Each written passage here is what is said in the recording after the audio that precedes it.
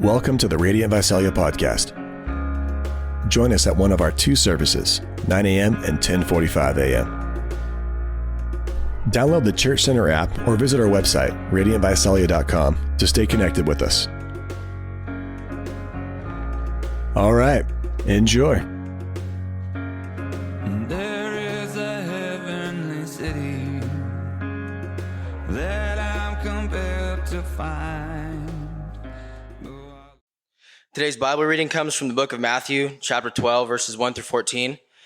You can read along with me by looking up at the screen. If you don't have a Bible of your own, we would love for you to take one of the Bibles under a chair in front of you and keep it as our gift for you today. Matthew 12. At that time, Jesus went through the grain fields on the Sabbath. His disciples were hungry, and they began to pluck heads of grain and to eat. But when the Pharisees saw it, they said to him, "Look, your disciples are doing what is not lawful to do on the Sabbath." He said to them, "Have you not read what David did when he was hungry, and those who were with him, how he entered the house of God and ate the bread of the presence, which it was not lawful for him to eat, nor those who were with him, but only for the priests? Or have you not read in the law how on the Sabbath the priests in the temple profane the Sabbath and are guiltless? I tell you, something greater than the temple is here. And if you had known what this means, I desire mercy and not sacrifice, you would know what I've condemned the guiltless, for the Son of Man is Lord of the Sabbath." He went on from there and entered their synagogue, and a man was there with a withered hand. And they asked him, "Is it lawful to heal on the Sabbath?" So that they might accuse him. He said to them, "Which one of you who has a sheep, if it falls into a pit on the Sabbath, will not take hold of it and lift it out? Of how much more value is a man than a sheep? So it is lawful to do good on the Sabbath." And then he said to the man, "Stretch out your hand." And the man stretched it out, and he was restored healthy. And it was restored healthy like the other. But the Pharisees went out and conspired against him, how to destroy them. Thank you. You guys can be seated. All right. Good morning. This sermon has nothing to do with Father's Day. I apologize, but it looks like I think the Father's Day sermon was already preached. That was awesome. Good job. And happy Father's Day, nonetheless. I want to start with a question. What is the most valuable thing to you? What do you wish you had more of? What's the most valuable thing that you have? Is it money? Is it family? Is it a 4-week trip to Scotland?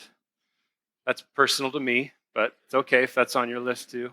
Is it possessions or talent or your health? It's okay to let desire kind of bubble up in your heart. God can handle it. You don't have to give maybe the pat Christian answer. What's the most valuable thing for you? What do you wish you had more of? I'd like to assert today that I think the most universally valuable thing to all of us, the thing that would be on all of our lists, maybe at least in the top 3, is time. Time is the most valuable thing because I think it's the great unifier, right? It's probably the only thing that you and I have in common with Jeff Bezos and Elon Musk and Queen Elizabeth and Beyonce, whichever queen you prefer. It's up to you. But I mean, honestly, like there's not anything about my life that is similar to their lives, I'm sure.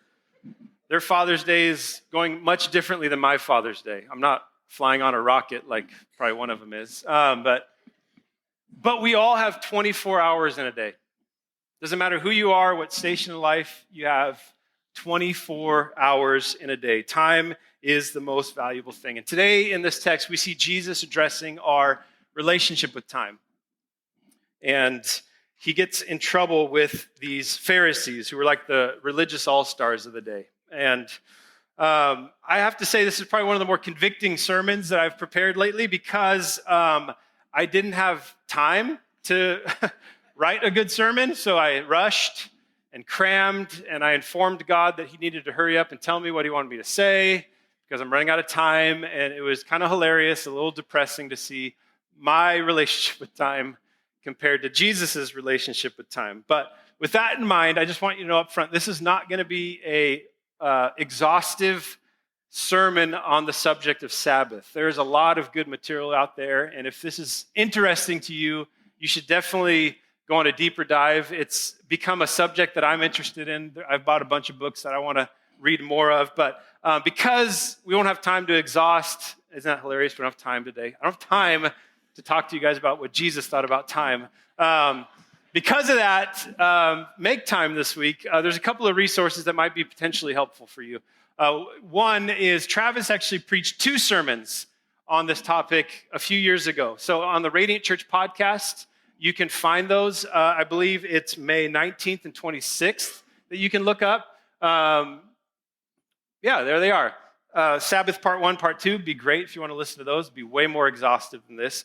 Also, a couple of books. The Ruthless Elimination of Hurry by John Mark Comer has a great chapter in there on Sabbath, and the rest of the book looks awesome too, but I didn't have time to read it. And then this other book, Sabbath, I mean, just a real appropriate title. I like how this guy just gets down to business. Sabbath by Dan B. Allender. So just a few that you could pick up if you wanted to learn more.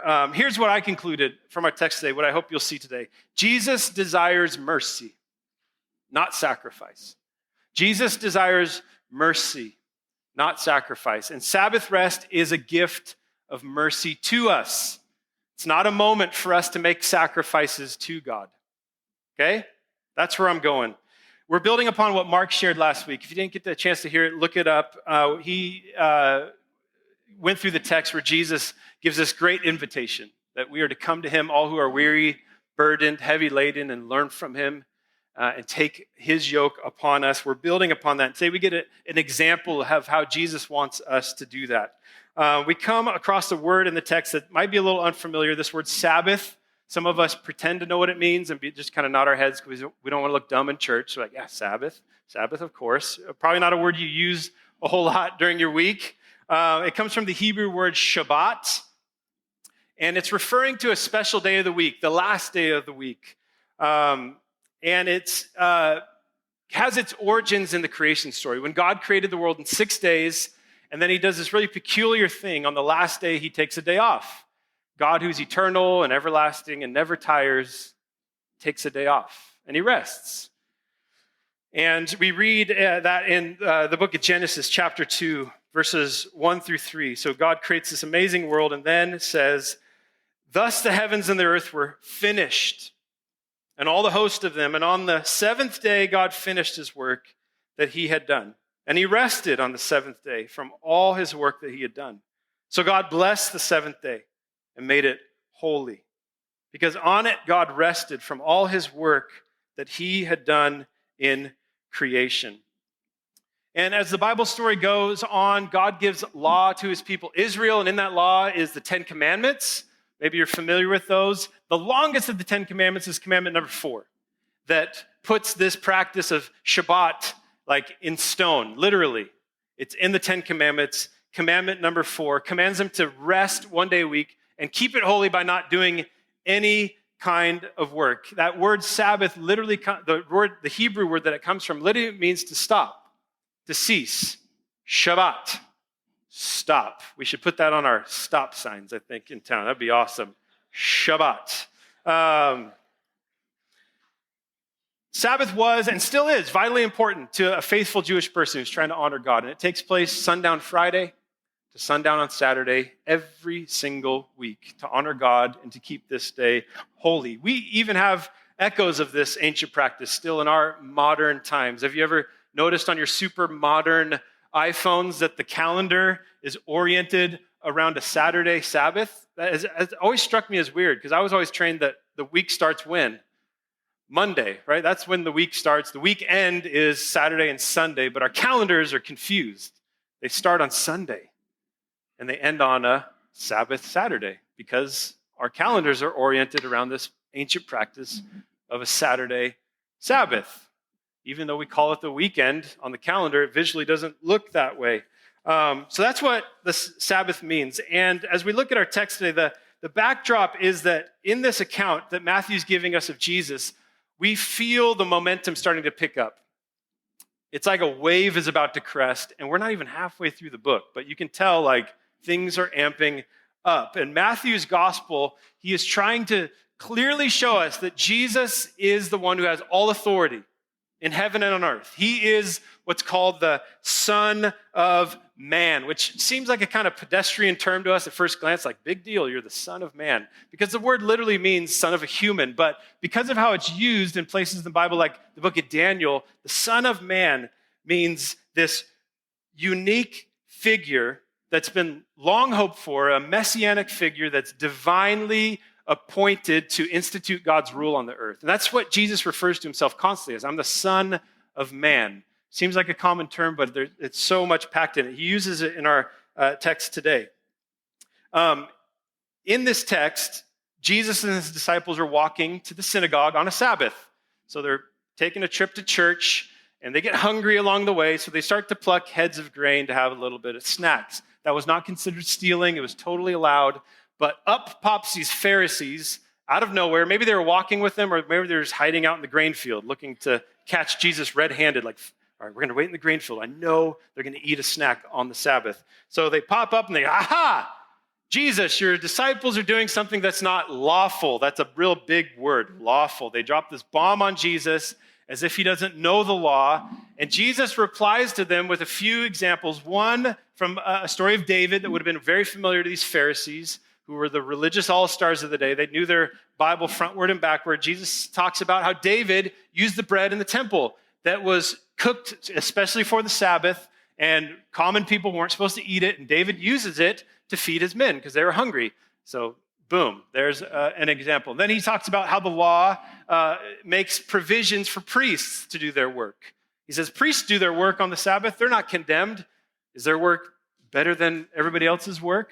So he shows an example of the law makes allowances for people on the Sabbath. And you can almost, and then the real mic drop moment comes when Jesus tells them something greater than the temple is here. And you can almost hear their robes starting to tear, like they're just about to just scream, blasphemy. But Jesus gets another zinger in there, quotes a prophet to them, the prophet Hosea, chapter 6, verse 6 says, I desire mercy and not sacrifice. And the Pharisees are all flustered, but here comes the haymaker. Jesus says, the Son of Man himself is Lord of the Sabbath. Now, this is Jesus' first direct confrontation with the Pharisees. He has a bunch of them from here on out. He had an indirect confrontation with them a few chapters ago in Matthew chapter 9, where they ask his disciples a question about why they're not fasting, and Jesus overhears and interjects. There's a link between those stories. In both instances, he quotes Hosea, chapter 6, verse 6. In chapter 9 of Matthew, he says, hey, go learn what Hosea 6 means. I desire mercy and not sacrifice. And now in chapter 12, he says, if you had known what this means, I desire mercy and not sacrifice, you wouldn't have condemned the guiltless. By referencing Hosea 6, Jesus is showing us what his position is on Shabbat, on Sabbath. It's a day meant for mercy. Or is the Hebrew word for mercy is even better. It's hesed, which is covenant love, steadfast love, mercy. That's what Jesus desires, mercy. And he includes these Old Testament references very purposely, telling them that he is better than David, who is their favorite king. He's greater than the temple, which was their favorite special place.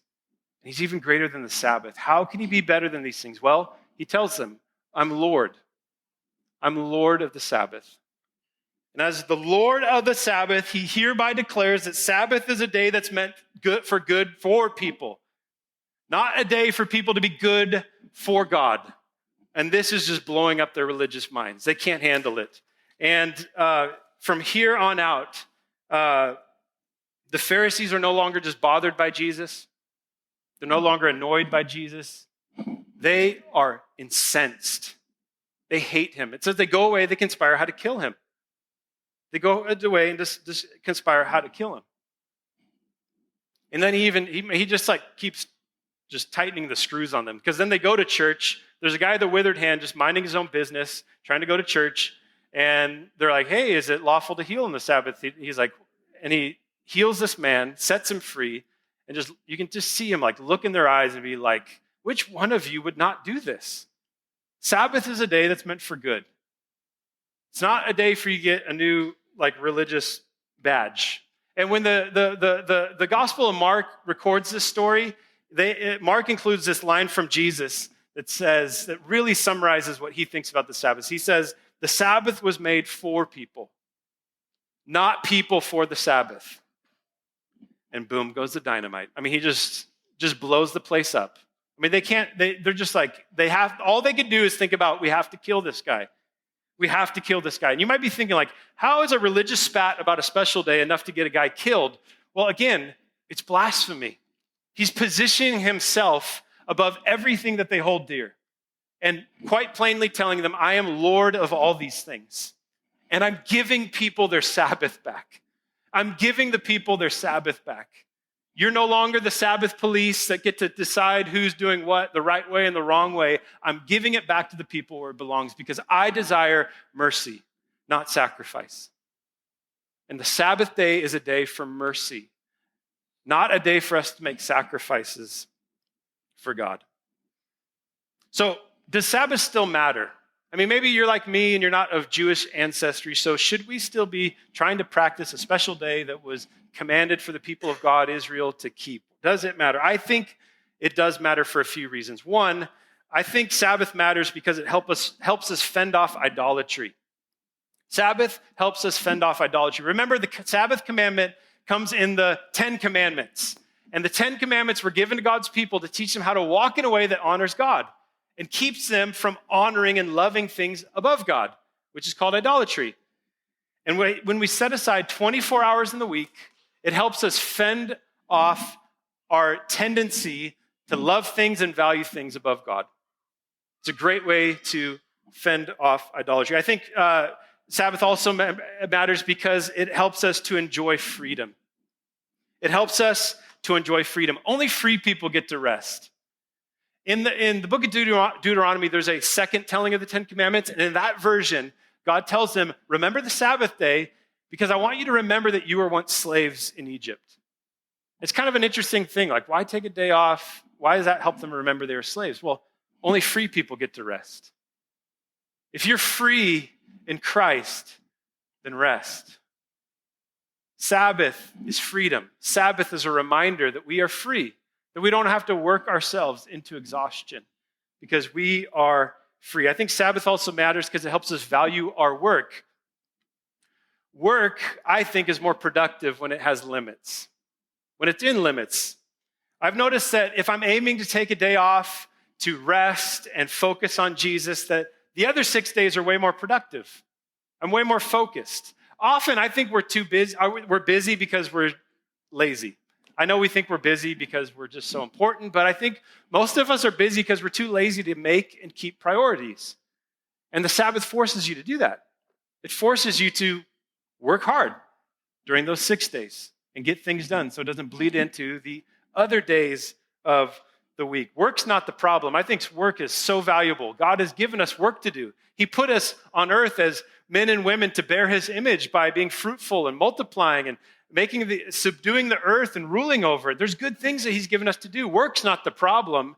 Work is so valuable, it belongs in its proper place 6 days out of the week. I also think Sabbath is important. It's because it's a moment to receive mercy. Sabbath is a mercy to us because our hearts were made for eternity. And our hearts are set in this world that's full of limits. Our hearts were made for limitless living. I mean, just think about it. Like, what would satisfy a human heart? It's everything. I mean, like, does one vacation satisfy your heart? No. I'm looking forward to the next one. Does one great meal satisfy your heart? No. I'm looking forward to that. Our hearts were made for eternity. And yet we're in this world full of limits. And Sabbath is an opportunity to receive the mercy of God by remembering our limits and remembering that our hearts were made to love God and know God and receive his goodness and not be caught up in other things. I like how John Mark Comer puts it in his book. He says, the Jesus tradition would offer this. Human desire is infinite because we were made to live with God forever in his world, and nothing less will ever satisfy us. So our only hope is to put desire back in its proper place, on God, and to put all our other desires in their proper place, below God. Sabbath is a moment to be merciful to yourself and receive the mercy of God by aligning all of your desires where they're meant to be. So how do we practice this? If you're interested, like, okay, I want to do this, how can you practice Sabbath? So about 6 years ago, this is usually how things change in my life. I hear a good teaching about it from a person I really respect, and then I come home and I tell my whole family, we're going to do this forever. And which it's kind of ironic to bulldoze the practice of Sabbath into your family, but I've been trying it for 6 years. With mixed results. I'd say I'm currently getting about a C- in the area of Sabbath, but I'm thankful to be at least enrolled in the class. I'm really thankful for it. I'm by no means a shining example that you should build your life around, but I hope I can give you a few things that might be helpful, because although we haven't done it perfectly, we have fought some good battles over it and carved out some good ground as a family, and it's a spiritual discipline that I'm wanting to institute. And the funny part is 6 years ago when I decided, yes, I want to have a regular Sabbath, we were planting a church in Sacramento. I was teaching middle school Monday through Friday, and then we had a church meeting in our house on Sunday. So you can imagine that Saturdays were not this peaceful walk in a quiet meadow with Jesus that I thought Sabbath would be. Mostly Saturdays looked like arguing with Katie about our differing intentions and desires for the day off.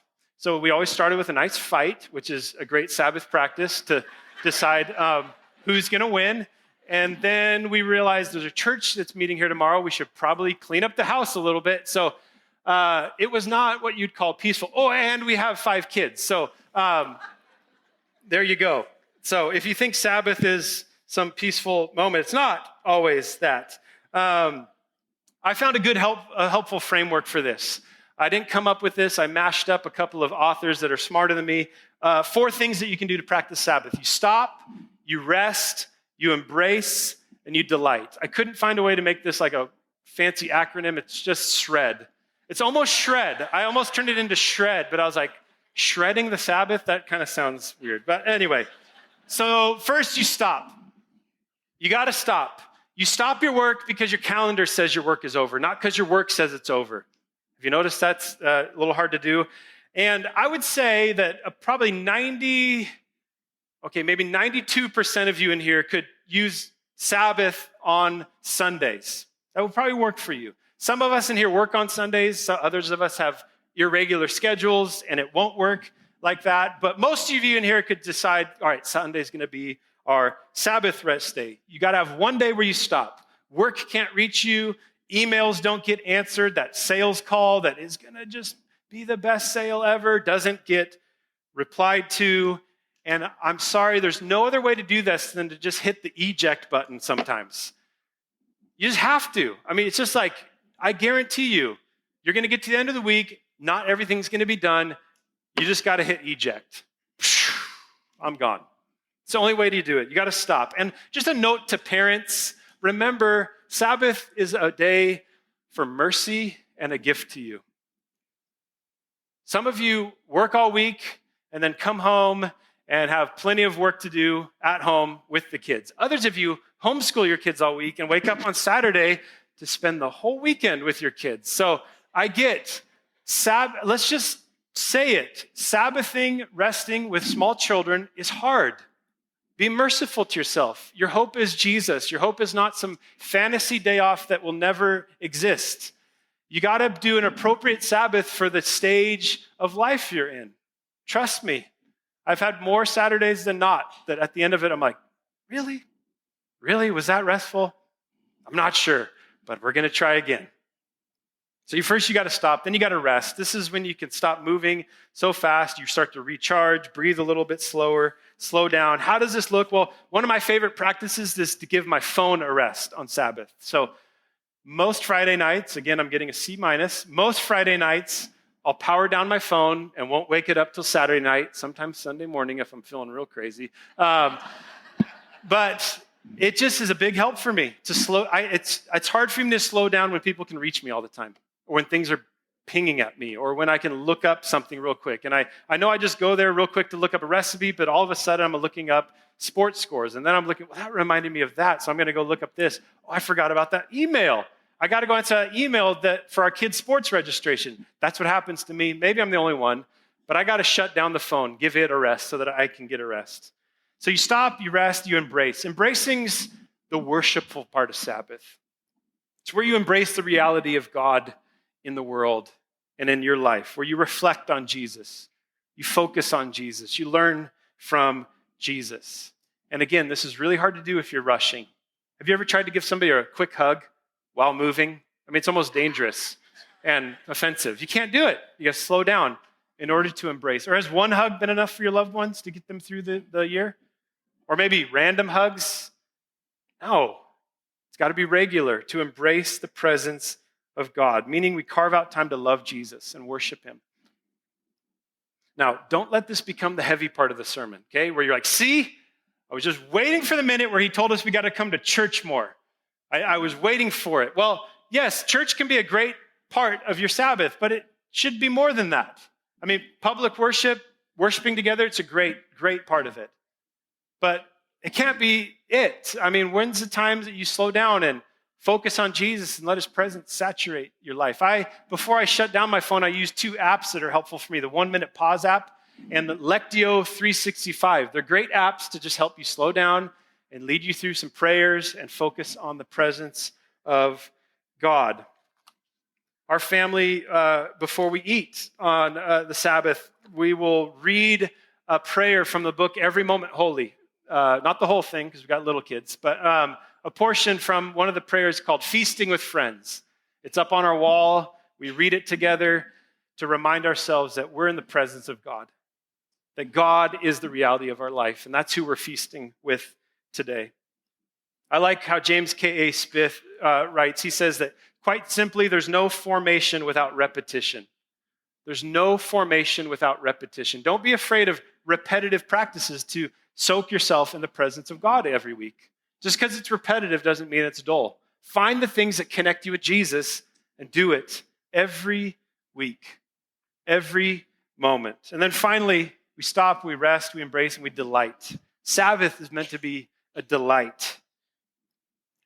As we delight, we reflect our Father who delights over his creation, so much that he took a day off to just revel in it. I don't think God rested because he was tired. He wanted to enjoy it. He wanted to sit back and look at it. And that's what we do on Sabbath. We delight. Sabbath is meant to be a delight. Think of Sabbath like a once-a-week mini Christmas, without all the gifts or the stress or the family obligations. Like, just what things, if you did them every day, would be terrible for you, but if you did it once a week, are the best thing ever? Like, think about it. Like, what foods would you just want to look forward to eating all week? What music do you want to listen to? Like, you just want to save it for that special day. What activities are you, like, if you do it all day, every day, it's like really bad for you. But if you do it once a week, it's awesome. Delight. What are the things that fill your tank?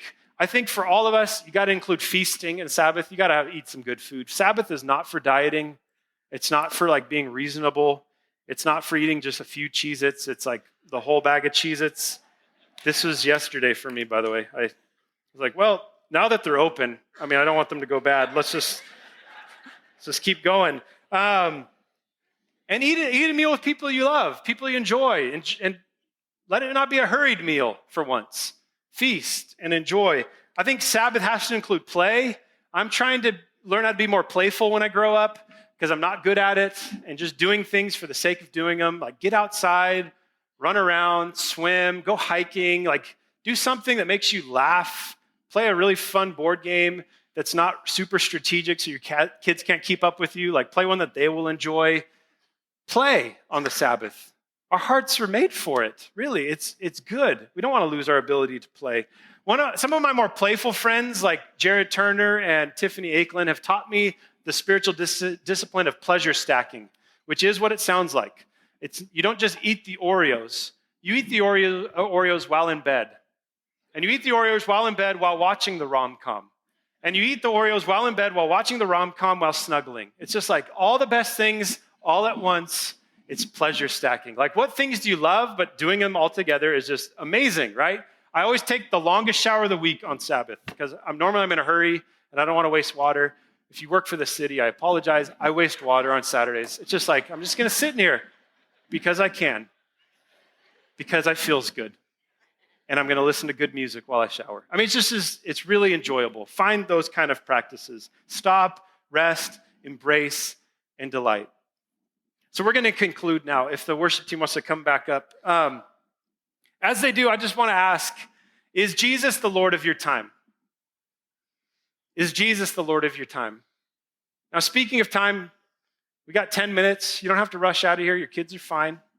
We're going to worship. We're going to have communion. There's an opportunity to pray. But just consider, is Jesus setting the pace for your week? Or are you trying to fit Jesus into the week? It's a good question to ask. Remember, he desires mercy and not sacrifice. When I talk about embracing him and finding practices that connect you to him, remember who we're talking about here. We're talking about Jesus. We're not talking about the religious buzzkill like Pharisee Sabbath police here. We're talking about Jesus. And Jesus is the most fun, brilliant, freeing, generous, good, kind man that I've ever met. This is who we get to embrace on Sabbath. This is who wants to hang out with us on Sabbath. Not a guy that's smacking our hand because we didn't do it right or get it right. Is that guy Lord of your week, Lord of your time, the super valuable thing that you only have a limited amount of? Because my hunch is he wants to give it back to you. He wants to give you your time back. You probably don't think you deserve to take a day off. Maybe you don't deserve to turn your phone off because your kids got to get a hold of you. And what will they do if they can't reach you? I think he's telling you, you deserve a day off. You're free. And free people get to rest.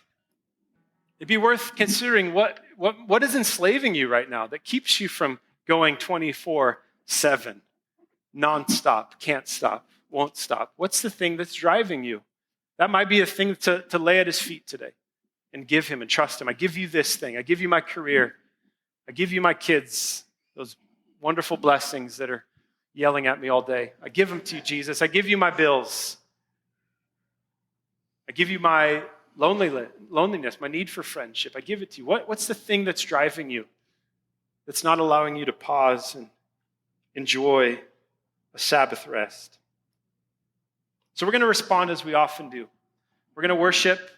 We're going to fix our eyes on this Jesus that is Lord of the Sabbath, that desires mercy and not sacrifice, not a moment for you to make a sacrifice to him, but giving a gift to you. But we're also going to come to the table. And this communion table reminds us that Jesus carried the heavy load. He carried the heavy load. He paid the price so that we could be free. You don't have to pay the price today. You don't have to give him something in order to earn something from him.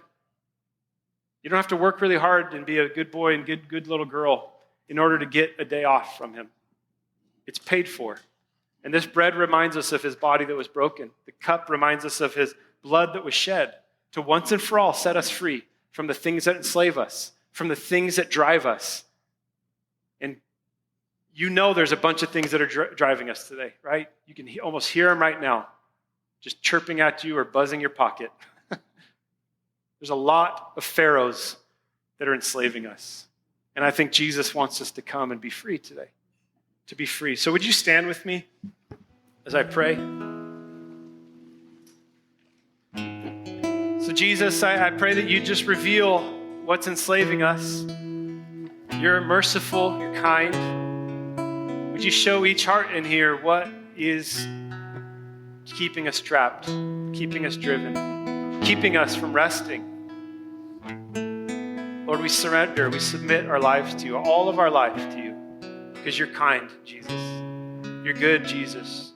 You are Lord, Jesus. Search our hearts. Strengthen our hearts. Give us vision for what life could look like with you, I pray. In Jesus' name, amen.